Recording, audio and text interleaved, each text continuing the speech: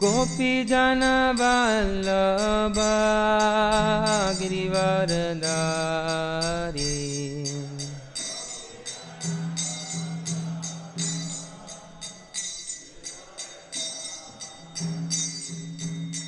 Yashodanandana brajajana ranjana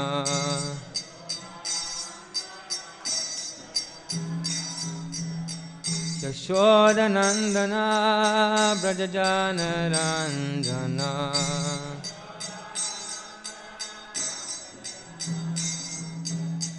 Yamuna tira vanachari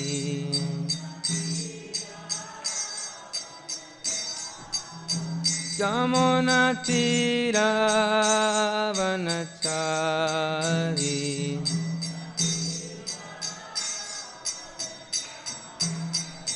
Jaya Radha Madhava Kunja Vihari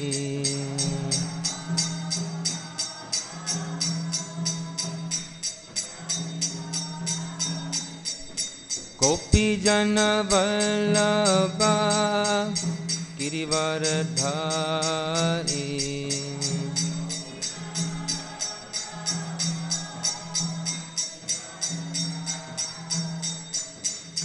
Yashodanandana brajajana ranjana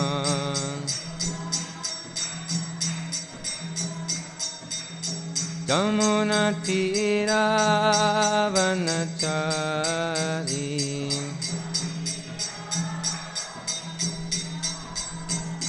Jaya Radha Madhava Kunja Vihari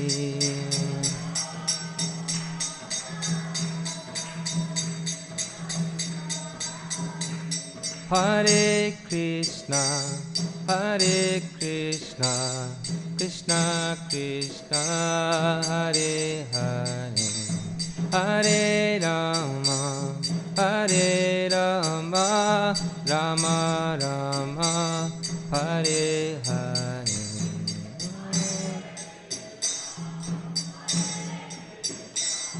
Krishna Krishna, Hare Hare. Hare Rama, Hare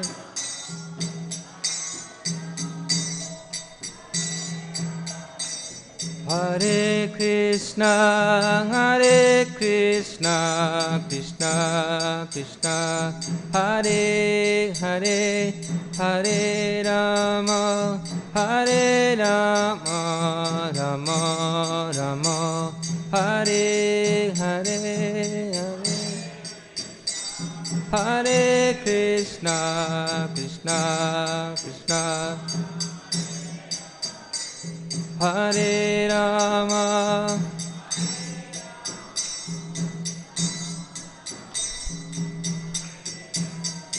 Hare Krishna,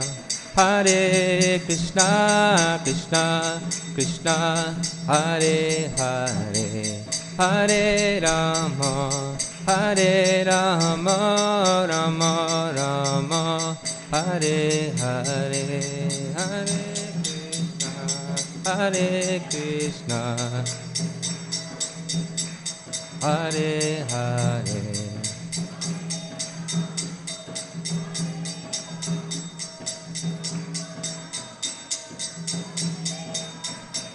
Hare Krishna, Krishna Krishna, Hare Hare, Hare Rama, Rama Rama, Hare Hare, Hare Krishna,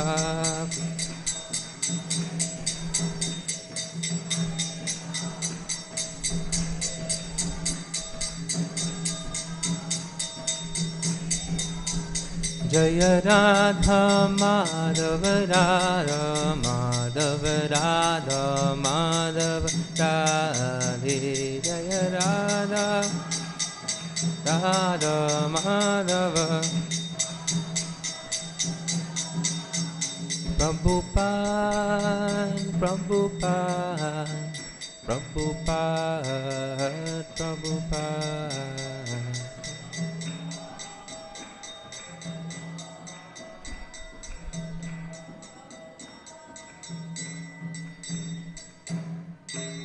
Jai Om Vishnu Par Parahamsa Bhaktivedanta Swami Srila Prabhupada ki.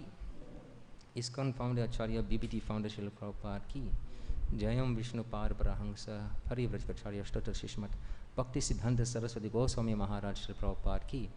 Ananta Koti Vaishnava Vrinda ki. Nama Acharya Srila Radha Thakur ki.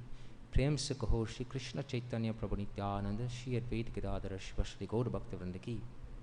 Shri Shri Radha Krishna Gopa Gopinath Shyamakun Radha Kun Giriraj Govardhan ki. Braj Bhumi Shri Vrindavan Dham ki. Shri Nabadip Mayapur Dham ki. Jagannath Puri Dham ki. Ganga Maya Jamuna Maya ki. Tulsi Devi Bhakti Devi ki. Samaveta Bhakta Vrinda ki. Janitai Gaur Premanande Hari Hari Bol. All glories to the assembled devotees Hare Krishna. All glories to the assembled devotees Hare Krishna. All glories to the assembled devotees Hare Krishna. All glories to Shri Guru and Shri Guru Gauranga. All glories to Srila Prabhupada.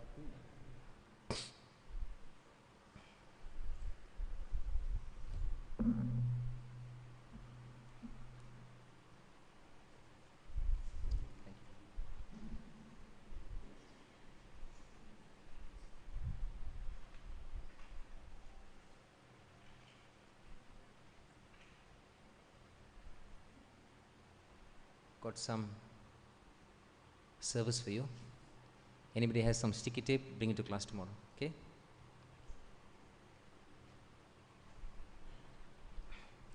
This morning, we will be reading from Srimad Bhagavatam, Canto 1, Chapter 11, Text 25. Chapter is entitled, Lord Krishna Enters into Dvāraka.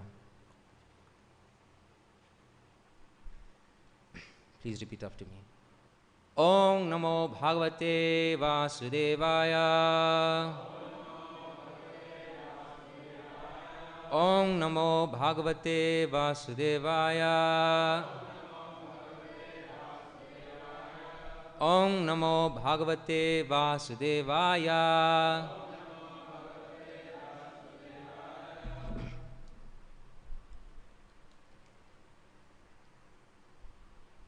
Nityam nirīkṣamāṇānāṁ. Nityam nirīkṣamāṇānāṁ. Yadapi dvārakā-okasām. Yadapi dvārakā-okasām. Na vitṛpyanti dṛśaḥ. Na vitṛpyanti dṛśaḥ. śriyo dhāmāṅgam acyutam. śriyo dhāmāṅgam acyutam. nityaṁ nirīkṣamāṇānāṁ. yadapi dvārakā-okasām. na vitṛpyanti dṛśaḥ. śriyo dhāmāṅgam acyutam. Please read. Nityam nirīkṣamāṇānāṁ. Yadapi dvārakā-okasām.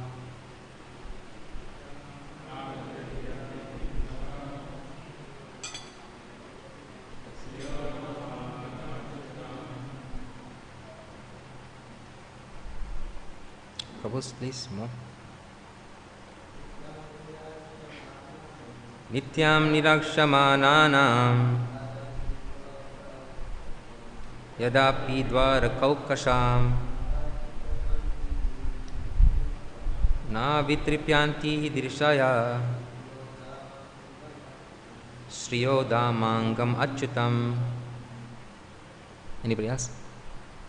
Mataji, sorry.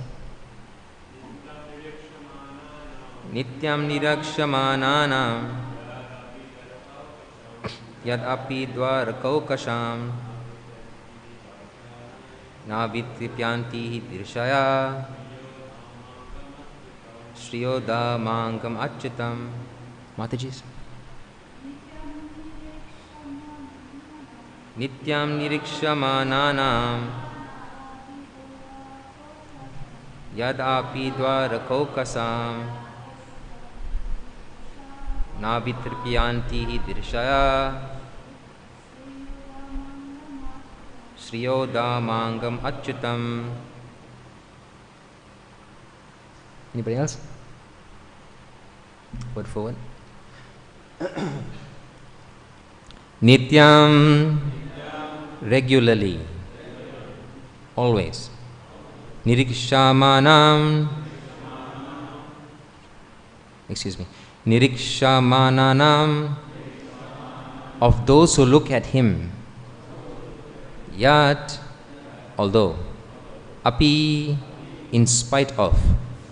dvārakā-okasām, the inhabitants of Dvāraka. Na, never. vitṛpyanti, satisfied. He, exactly. dṛśaḥ, sight. śriyaḥ, beauties. dhāma-aṅgam, the bodily reservoir. acyutam, the infallible.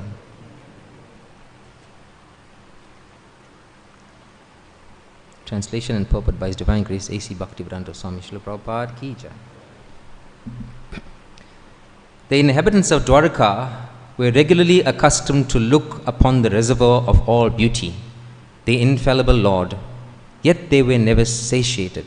Please repeat this responsively. The inhabitants of Dwaraka were regularly accustomed to look upon the reservoir of all beauty, the infallible Lord, yet they were never satiated. Purport by Srila Prabhupada. When the ladies of the city of Dwaraka got up onto the roofs of their palaces, they never thought that they had previously many times seen the beautiful body of the infallible Lord. This indicates that they had no satiation in desiring to see the Lord. Anything material seen for a number of times ultimately becomes unattractive by the law of satiation. The law of satiation acts materially, but there is no scope for it in the spiritual realm. The word infallible is significant here, because although the Lord has mercifully descended on the earth, He is still infallible. The living entities are fallible because when they come in contact with the material world, they lack their spiritual identity, and thus the bodily, materially obtained, becomes subjected to birth, growth, transformation, situation, deterioration, and annihilation under the laws of nature. The Lord's body is not like that. He descends and He is never under the laws of the material modes. His body is the source of everything that be, the reservoir of all beauties beyond our experience. No one, therefore, is satiated by seeing the transcendental body of the Lord, because they are always manifestations of newer and newer beauties. The transcendental name, form, qualities, entourage, etc. are all spiritual manifestations, and there is no satiation in chanting the holy name of the Lord. There is no satiation in discussing the qualities of the Lord, and there is no limitation of the entourage of the Lord. He is the source of all and is limitless. Nityaṁ nirīkṣamāṇānāṁ yadapi dvārakā-okasām na vitṛpyanti dṛśaḥ śriyo dhāmāṅgam acyutam. The inhabitants of Dwaraka were regularly accustomed to look upon the reservoir of all beauty, the infallible Lord, yet they were never satiated.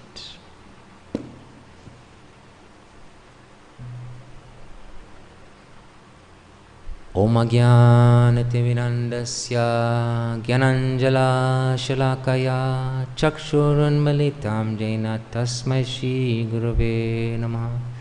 Shri Chaitanya Manobhishtam Stapitam Yena Bhutale Swayam Rupam Gadam Hayam Dadati Swapadantikam Vancha Kalpatarubhyascha Kripa Sindhu Bhyevacha Patitanam Pavanebhyo Vaishnavebhyo Namo Namaha. Jai Shri Krishna Chaitanya Prabhu Nityananda Shri Advaita Gadadhara Shivasadi Gaura Bhakta Vrinda. Hare Krishna Krishna Krishna Hare Hare Hare Rama Rama Rama Hare Hare.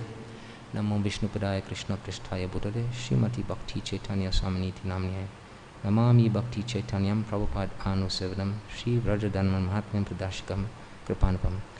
Namo Vishnupadaya Krishna Pristhaya Bhutale Srimati Bhakti Vedanta Swaminiti Namine. Namaste Saraswati Deve Gauravani Pracharine Nirvishesha Shunyavadi Paschatadeshatarine. Hare Krishna. I'm very grateful and privileged to be able to speak to you from this Amala Purana. Ask for your blessings that I may be able to say something for my purification and your inspiration.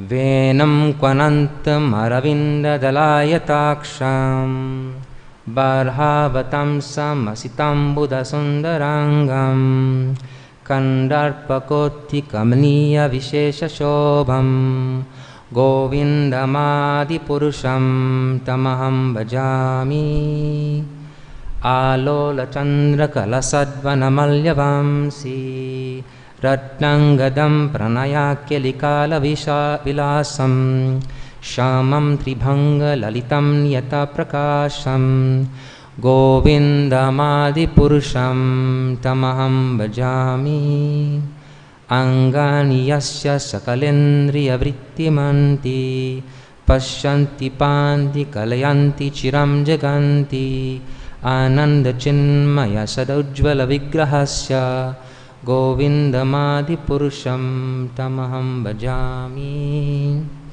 So Lord Brahma says, I worship Govinda, the primeval Lord, who plays on his transcendental flute. His eyes are like lotus flowers. He is decorated with peacock plumes, and his bodily color resembles a fresh black cloud, although his bodily features are more beautiful than millions of cupids. I worship Govinda, the primeval Lord, round whose neck is swinging a garland of flowers beautified with the moon locket, whose 2 hands are adorned with the flute and jeweled ornaments, who always revels in pastimes of love, whose graceful 3-fold bending form of Shamsundar is eternally manifest. I worship Govinda, the primeval Lord, whose transcendental form is full of bliss, truth, substantiality, and is thus full of the most dazzling splendor. Each of the limbs of that transcendental figure possess in himself the full-fledged functions of all the organs, and eternally sees, maintains, and manifests the infinite universes, both spiritual and mundane. Bhakti Rasamrita, Brahma Samhita, chapter 5, verses 30, 31 and 32. So this is Lord Brahma giving a description of the transcendental form, qualities and attributes of Krishna. And I'm sure you are familiar with this because this is what you sing during Darshanati of the morning in the temple room, in deity greetings. And from that 3 verses, I'm sure that your mind has been stimulated and attracted to Krishna in some way. So it's very intelligent of Prabhupada to have inserted that into the morning program. The stimulation of attraction for Krishna, not just sing the deity, but glorifying the deity with this song, which was originally sang so beautifully by Jamuna Devi.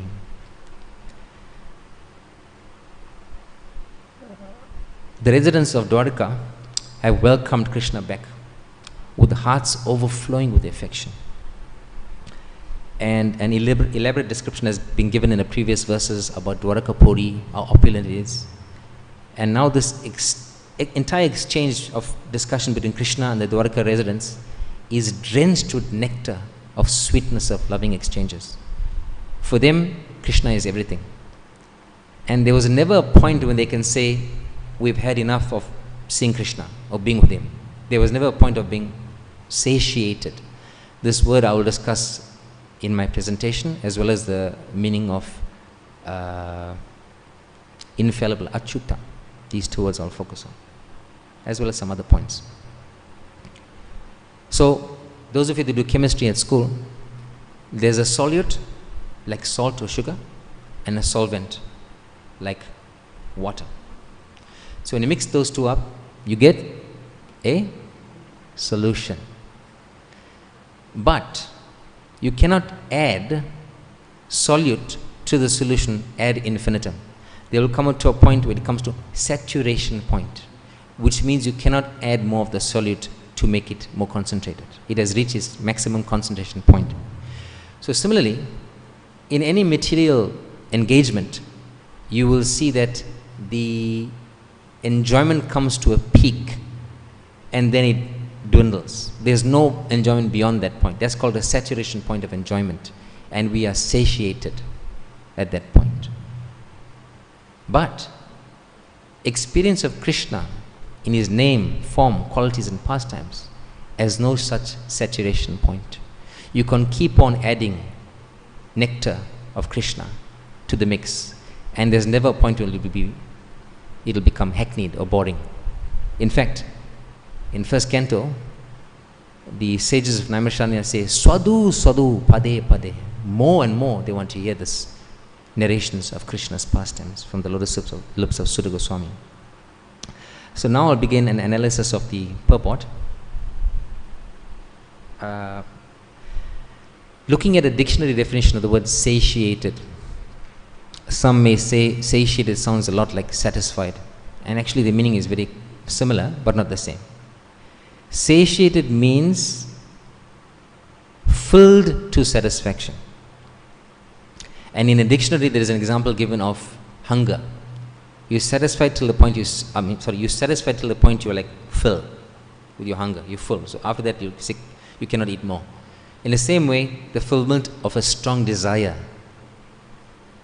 when it's completely satisfied, that is called satiated. So Prabhupada coined the phrase, fully satisfied. You may have heard this in Prabhupada's lectures. He says, fully satisfied. Because Prabhupada knows that in this material world, there is a pinprick. Who knows where's that from? Pinprick. Okay, you're not reading. In Bhagavatam, first canto, in the preface and introduction, Prabhupada said there's a great need for presentation of this Bhagavatam. Because although they have so many facilities and amenities, still there's a pinprick in society. So Prabhupada says that Bhagavatam will fulfill that need and resolve that pinprick. So that pinprick means a lack of satisfaction. You think about any situation in life, boy and girl, friend and friend, master and pet, worker and boss. No satisfaction. What to speak of fully satisfied? No satisfaction. So, what does a materialist man think?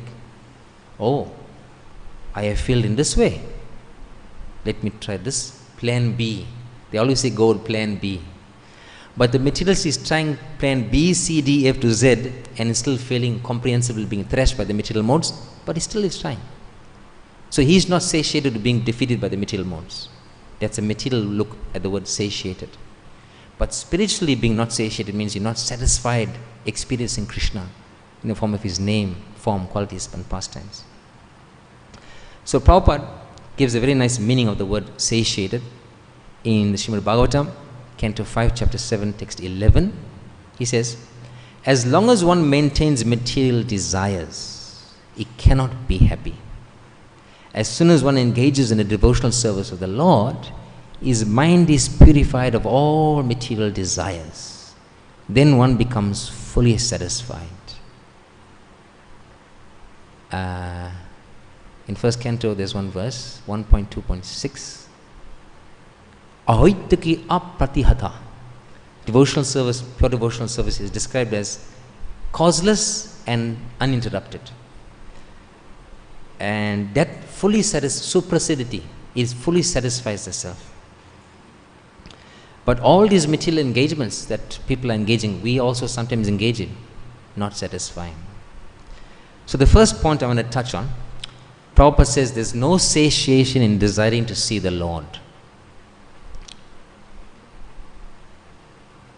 So there's one song, those of you that in older bodies might recognize this song.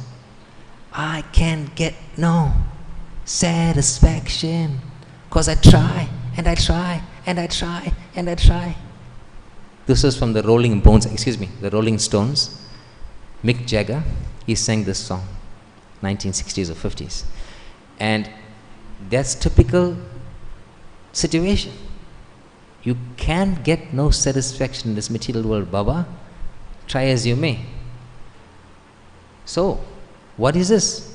Anything new to Bhagavatam? No. Prahlad Maharaj is saying the same thing, 7th canto. Puna puna charvita tanam. They are simply again and again chewing the chewed. How many of you had bubble gum in your life here? Be honest. Some honest guys here. Yes. My daughter has been having bubble gum recently because she had an ear infection, and Dr. Suki said if you chews, it will help the ear. Other than that, more bubble gum for her. So when you chew bubble gum, after 10 minutes, still has some juice, some rosh. What about after 1 hour? What about after 1 day? What about after 1 week? What happens to that bubble gum? Useless. No taste, no flavor, no ras, no juice. So material enjoyment is like that. The attempt to enjoy is like chewing the chewed again and again and again. No juice, but they're still chewing. It's an exercise in futility. So conversely to that attempt to enjoy materially and not be satisfied is a lack of satiation in spiritual life. Prabhupada says in the Purport of Canto 1, Chapter 6, Text 22, the more a person is engaged in transcendental loving service of the Lord, the more he acquires a hankering for it. That is the transcendental nature of godly service.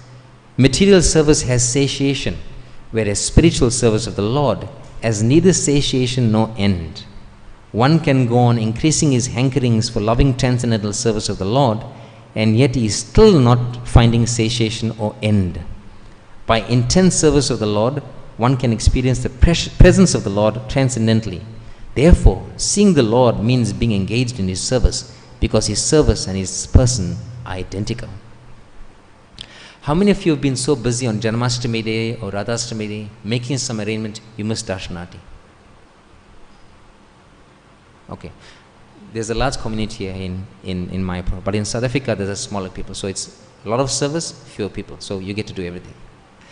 So we used to regularly miss parts of the morning program because we were doing service to the deities, washing fruit for the altar or something like that, and we used to miss the program. But in doing that service, you become absorbed in thoughts of who you're doing it for. Like for example, when you're fasting is very good for you, because when you fast, what's the first thing you think? Why am I fasting? My stomach is growling now, but why am I fasting? Then you start thinking, who am I fasting for? And you realize, yes, it's Janmashtami. I have to pull a long shift, 24 hours. So it's for Krishna's pleasure, okay. Tikache, I'll fast. So in doing this service of washing fruit, whatever, somehow I missed Darshanati, and you in your various types of services, you may have missed some part of the program. But you are with Krishna, because in the service itself, you find communion. You're with Krishna. You're seeing Krishna in the service.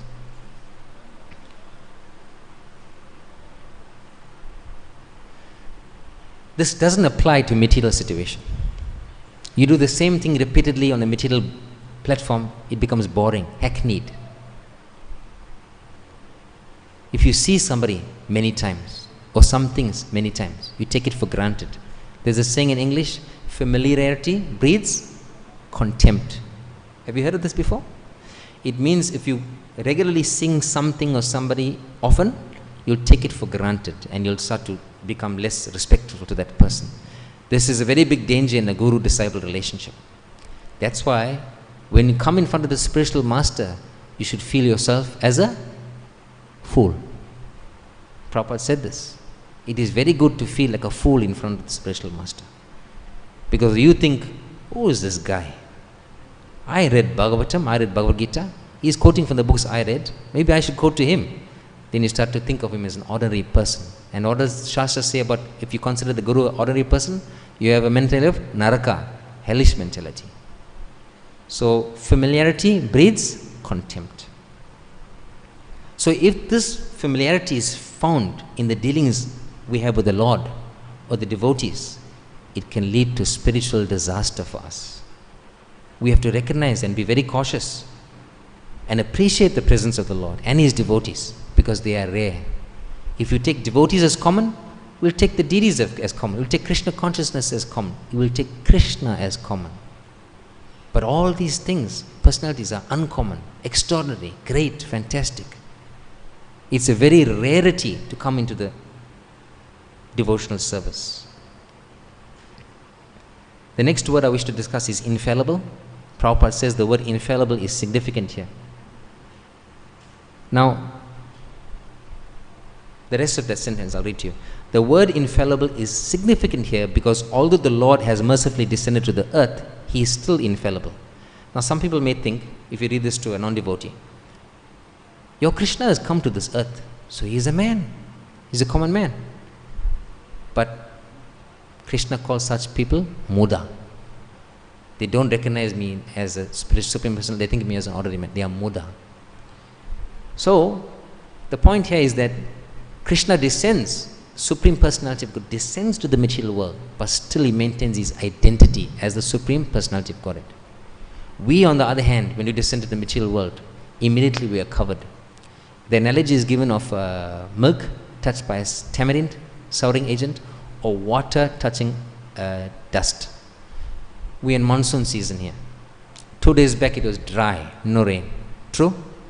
How many of you, this boy is from Smith, how many of you went on the road from, Goshala that goes to Smith, there's one road? Some construction was going on there, there was mud like anything on Monday, I think so. So Tuesday was dry, right? Then again today is wet because of the drop of water. So when that water mixes with the sand, it becomes muddy. It loses its original pure quality. So in the same way, because we come in contact with the material nature, we become apparently contaminated. Although our spiritually latent potential spirituality and purity is always there. We are Satchit Ananda. But Krishna doesn't undergo such effect by the material energy because he is always Krishna, Supreme Personality of Godhead. So there's one nice comment on the word infallible by Arjuna in Bhagavad Gita chapter 2 texts 1:21-22. Arjuna says, O infallible one, please draw my chariot between the two armies, so that I may see those present here who desire to fight and with whom I must contend this great trial of arms. So who's Arjuna talking to? Krishna. What is he telling Krishna to do?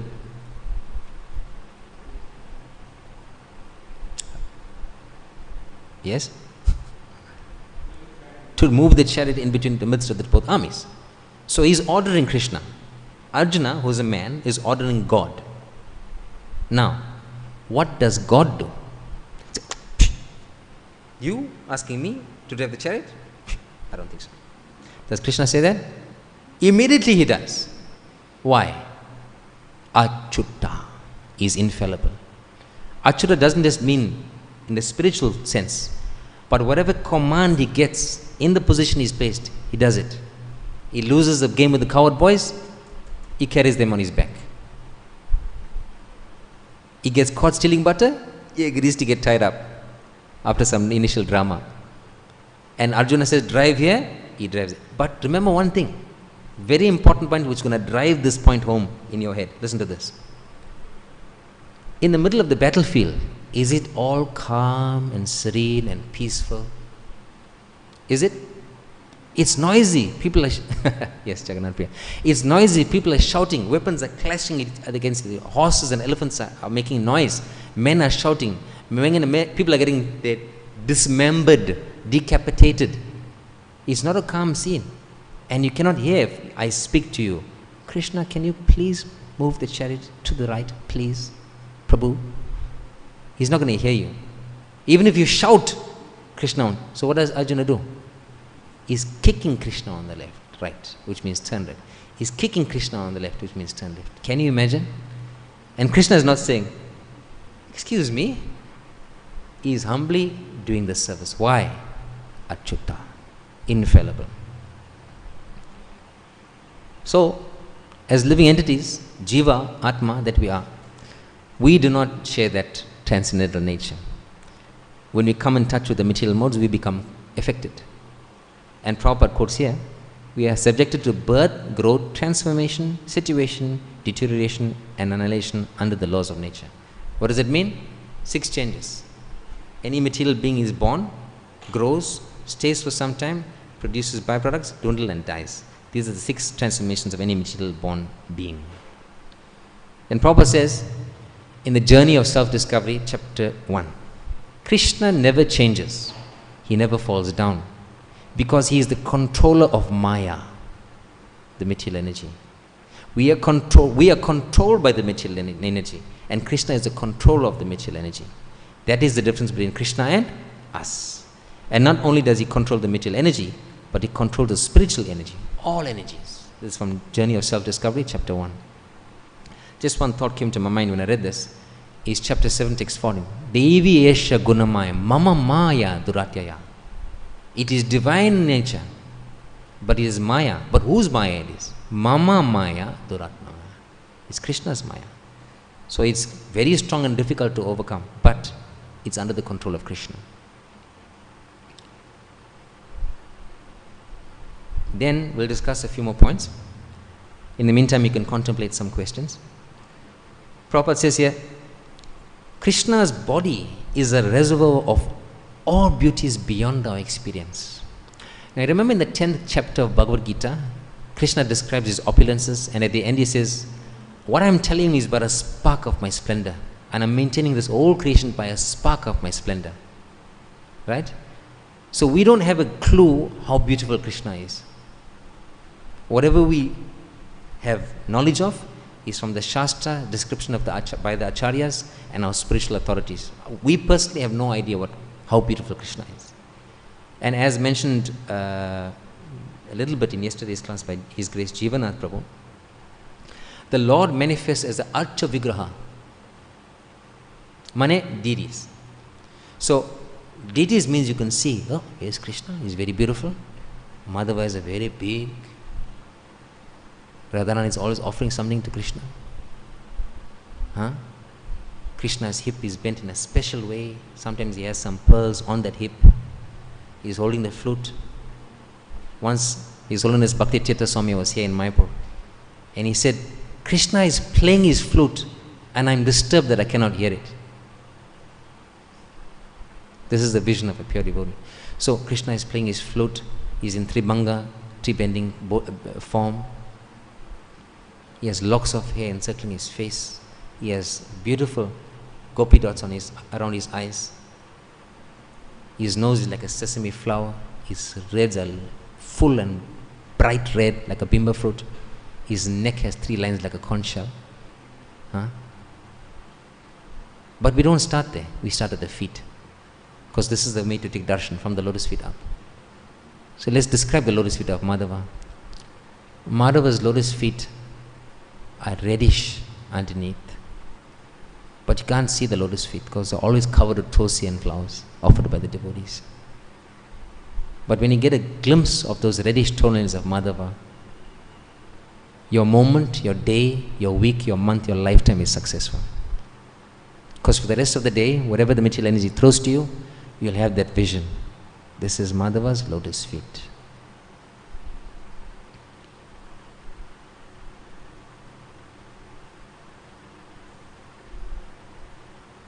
So, we don't get bored about talking about Krishna. We don't get bored about hearing about Krishna. We don't get bored about chanting the Hare Krishna mantra. Hare Krishna, Krishna Krishna, Hare Hare, Hare Rama, Rama Rama, Hare. We're never bored. What to speak of 16 rounds? Srila Radha Thakur was chanting 192 rounds, 3 lakh name. Srila Rupa Goswami said, what to speak of this 2 years and this 1 month? Thousands of tongues I had out, millions of years, then I can really taste the holy name. So there's no satiation when it comes to chanting. So Prabhupada says here, the transcendental name, form, qualities, entourage, etc. are all spiritual manifestations, and there is no satiation in chanting the holy name of the Lord. There is no satiation in discussing the qualities of the Lord. So Prabhupada writes in the Purport of Srimad Bhagavatam, Canto 1, Chapter 18, Text 14. Everyone wants to relish some kind of taste in everything. This is described in Nectar of Devotion, Bhakta Rasamrita Sindhu, that the material is after mundane ras, but it's not bhakti ras. Mundane ras has to be there. Why will you go back to it again and again? But it's like a drop of water in the ocean. It's like a drop of water in a desert. It can never satisfy you. But bhakti ras, the ocean of the nectar of devotion, the pure devotee wishes to dive in there and just be in the ocean of nectar of devotion. This is described in Bhakti Rasamrita Sindhu. So Prabhupada says, everyone wants to relish some kind of taste in everything.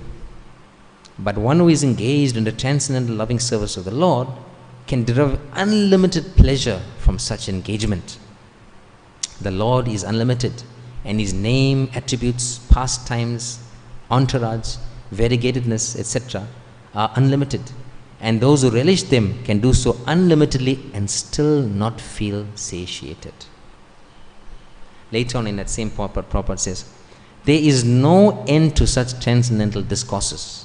In mundane affairs, there is the law of satiation, but in transcendence, there is no such satiation. Suda Goswami desired to continue the topics of Lord Krishna before the sages of Naimisharanya, and the sages are also expressed their readiness to hear from him continuously. So this desire to hear and speak, it's a sign of attachment to Krishna.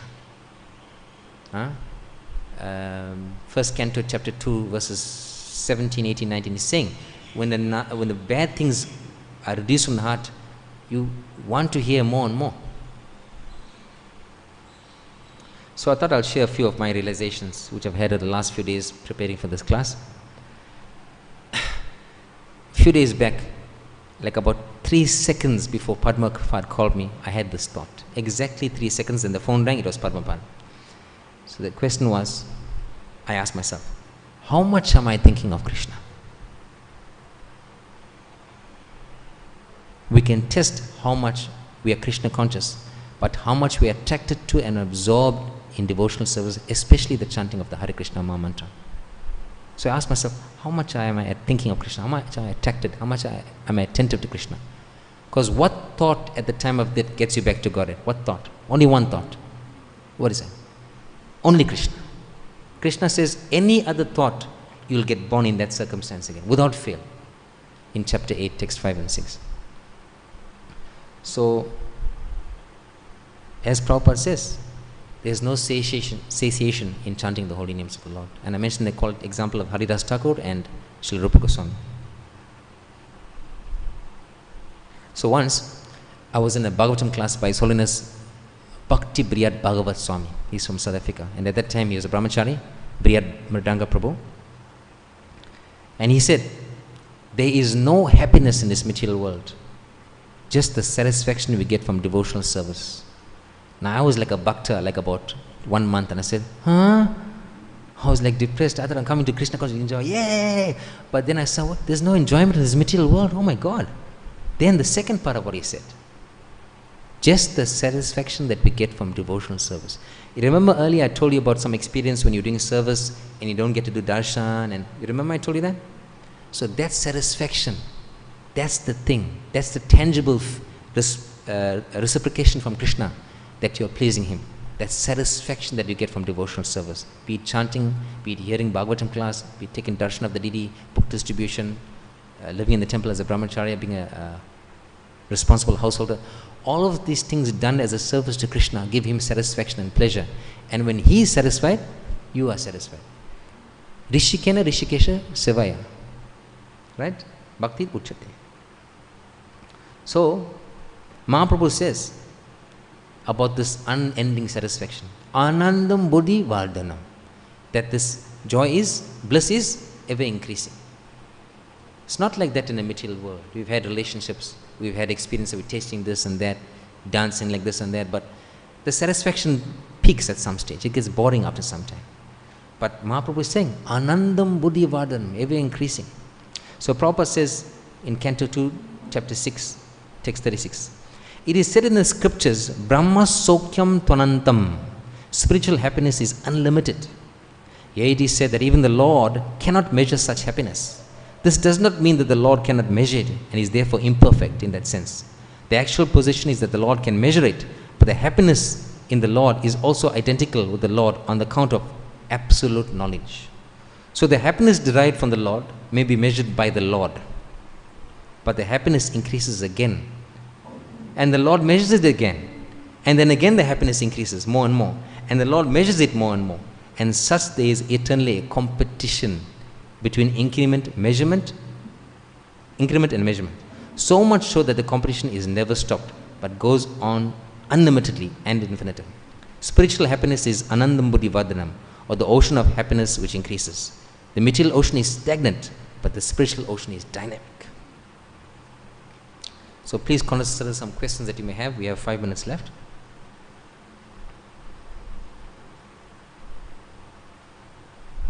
We'll end with one story. And while we're speaking the story, you can consider your... there's 2 points I missed, excuse me. One is describing Krishna's beauty in terms of the gopis' criticism of Brahma. Do you know that the gopis criticize Brahma? Who dares criticize Brahma? But the gopis said, Brahma, your creation is imperfect because you have created this eyelids, and for that time that the eyelid closes, when we blink, we cannot see Krishna. So this is the attachment to seeing Krishna. One of the example is there. Cowherd boys, gopas are running through the forest with Krishna, and sometimes there's some trees, and the gopa is here and the tree is here. So for that minute that the tree is there, they cannot have direct darshan of Krishna. And they curse themselves, oh, why this tree is on the way. So this is the attachment to seeing Krishna, which give you some idea what the residents of Dwaraka were feeling today. There's many other points, but I think we're out of time. I'll just tell one more story and then we'll stop. So once there's a Bhagavatam class going on in Vrindavan. Bhagavat Sapta. And one thief, he came and sat in the class. The speaker is saying, Krishna is the supreme personality of Godhead, he is Bhagavan, he possesses all wealth. The thief's ears picked up like this. He says, Krishna's mother Jashoda in the morning puts so many heavy necklaces and jewels and diamonds and rubies and emeralds. The thief's 2 ears picked up like this. Then he says, Krishna is found in Vrindavan and he's completely bedecked with opulent jewels. The class didn't finish. This man ran out of the classroom. The speaker said, Wah, wah, wah, wah. What a ruchi. He's hearing so attentively. He went to serve Krishna with so much enthusiasm. Look. But what happened? This man went to find, where is Vrindavan? He's going to go to Vrindavan, find Krishna and steal all his jewelry and retire peacefully. Then he's seeing different places. He couldn't see Krishna. He's asking different places, where is Krishna? Where is Krishna? Where is Krishna? He goes to Govardhan, no Krishna. Oh, people say, go to Radhakund. He goes to Radhakund, no Krishna. Go to Bandirvan, all the different forests of Vrindavan, no Krishna. Eventually he comes to the bank of the Yamuna, Krishna, Krishna, Krishna! Krishna appears before him. So, dumbfounded, speechless. Krishna, you came? He says, yes. Why would I not come? You are so hankering after me. Then the man forgot his desire now. This is the nature of contact with Krishna and Krishna and the holy name. You forget your material desires. But Krishna remembered. He says, don't you want something? You want to take this necklace? He says, no. I cannot do that because it looks more beautiful on you. Then the thief's original plan was to take Krishna's jewelry, but then Krishna was saying, no, actually I cannot give because my mother will scold me. You're a small child. But eventually when you awarded this thing and the person said, it looks more beautiful on you, it's described furthermore in the scriptures that the jewelry, the ornaments, this is in Nectar of Devotion, that the jewelry of Krishna and the ornaments are meant to beautify Krishna. But they cannot beautify Krishna. But Krishna beautifies the ornaments. Just by being on Krishna's body, they look beautiful. So we'll stop there. We have about 5 minutes. Any questions or comments on this? Yes, bro.